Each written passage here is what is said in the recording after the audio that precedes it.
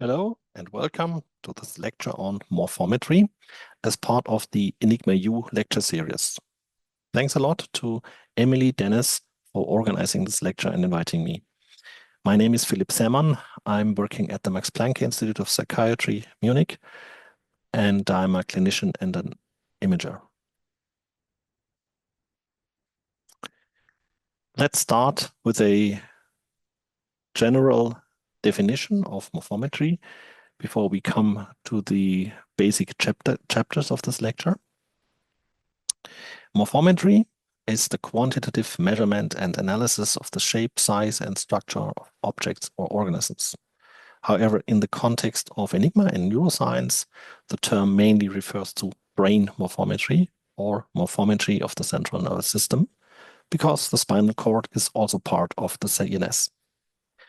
Morphometry is a subdomain of neuroimaging, and as you may know, the main source of images that we use for morphometry comes from MRI. So I also refer to the MRI physics lectures that help you to understand the acquisition of MRI images. Generally, morphometry is a scale-independent principle, and its exact meaning is context-dependent. So it may be applied to the whole brain, but it can also be used for smaller scales such as histology or even single-cell structures. Cross-species analysis are also very important and very informative, for example, on evolutionary aspects.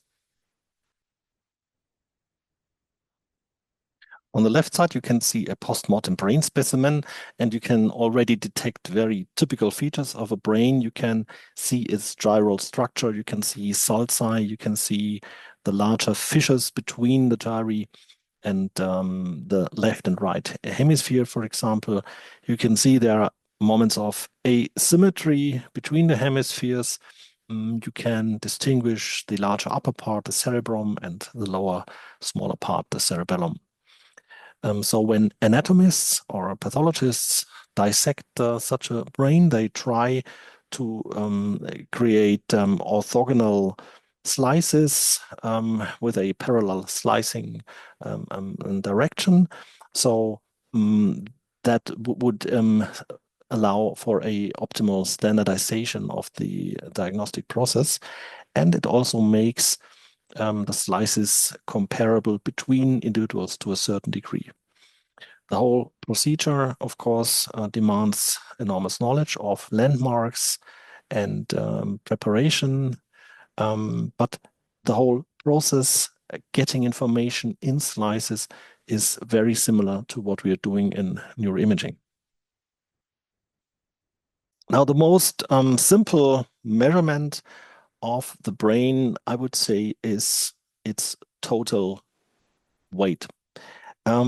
If you ask yourself, is this measure, the total weight, correlated with what we actually would like to know, the content of the neuronal system, then you will see there is some discorrelation. So generally, smaller mammals also have smaller brains, and to a certain degree, this correlates with the neuron count.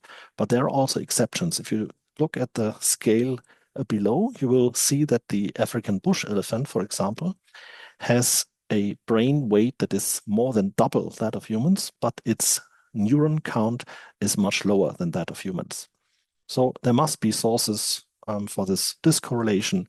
For example, you might have different folding patterns, different packing efficacy, and also different proportions of anatomical connectivity and fiber systems. So yes, across species, we could say that more neurons correlate with intelligence, but within the human species, this is much more complex. So if you're interested in this interesting question, is there a correlation between the number of brain cells and IQ? I refer you to this very interesting paper. Now, if you look at one brain slice in more detail, one can immediately see it is mainly consisting of two intensity or color compartments, the more beige grayish part and the white part. The gray color comes from a high density of somas of neurons. And of course, to a certain degree, the color is also caused by the postmortem preparation. One can easily see there are different compartments that contain gray matter.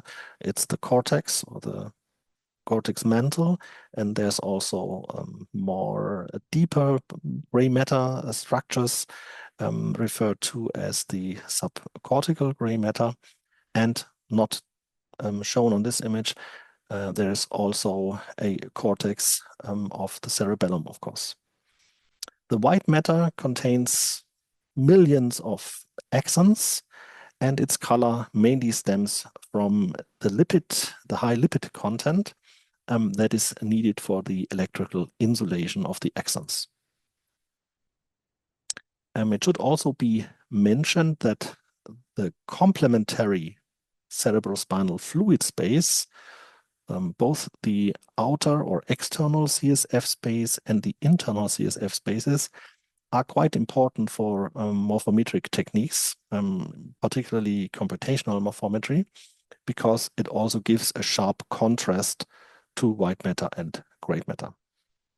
There are also advanced tools that can segmentate out more than these 2 or 3 compartments, for example, blood vessels and meninges. Now, gray matter does not exclusively contain neurons, but it also contains axonal tracts. It contains glial cells, capillary vessels, and of course, the dendrites, so the whole dendrite tree of a neuron. There's also a term neuropil that is defined as a mix of dendrites, unmyelinated axons, and glia.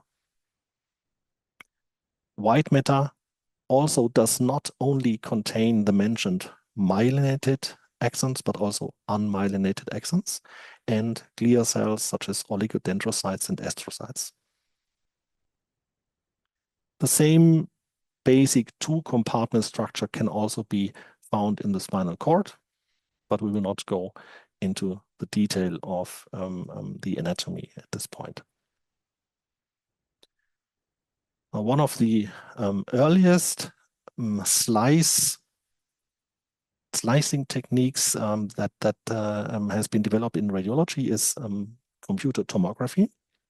Computer tomography needs X-rays that are sent out and then passing through the specimen or the body and then detected by a detector ring. Modern CT systems have a continuous forward movement of the specimen in a kind of spiral technique. And by analyzing the collected signals, these systems can then provide you with slices of the specimen. And what's important to know about the CT technique as the historical technique when it comes to morphometry, but still very important for the clinic, of course, is that the whole information content gained from CT is correlated with the tissue density. Here you can see that CT gives you a very good contrast between the CSF spaces and the brain, which, for example, is very important if you are analyzing an emergency patient looking for shifts of the CSF spaces or swelling of the brain, for example. You also see air quite well contrasted and bone. However, the contrast between gray matter and white matter is not very good. MRI provides you with a much better contrast between gray matter and white matter. And this, as we will see later, is absolutely elemental for morphometry. It also gives you a good contrast between gray matter and CSF and white matter and CSF. As you might know, MRI allows you to fine-tune your sequences to specific tissue properties, so it's much more flexible in terms of the information content that you can generate from such images. Here's another example of a sagittal image acquisition. It's now scrolling through the brain, similar as a radiologist would analyze this brain in a clinical case. And you can nicely see the gyral structure. You can detect the cerebellum, the CSF spaces, spinal cord. The next chapter is actually very brief. It will take you from the early era of CT to computational morphometry. Radiologists like to perform quantitative measurements, particularly distances and volumes, because they can be used in an objective way to build up databases, to generate normative scales, and so on. So on the left side, you can see an example of a Huntington's disease patient. This disease is characterized by specific loss of volume starting in the caudate nucleus. And by calculating a ratio between the distance between these caudate nuclei and the edges of the frontal ventricular spaces, one can estimate if there's a specific volume loss of the caudate nuclei. So this is a simple technique, and it's quite sensitive to at least the more advanced stages of the Huntington's disease. In the mid column, you can see an example of what's called progressive supranuclear palsy, a very rare Parkinson's-like disease in which the upper brain stem, that is marked by an arrow here, looks a bit like a hummingbird. So it can also be very complex features that the radiologist is looking for. Also, the midbrain diameter is reduced in this disease. On the right side, you see a more common disease, Alzheimer's disease, in image B compared to a normal control person in image A. And what are typical features of Alzheimer's disease you could measure as a radiologist? It would be a widening of the temporal horn, so this CSF space next to the hippocampus. It would be the height of the hippocampus, and it would be the width of the choroidal fissure that is also neighbored to the hippocampus.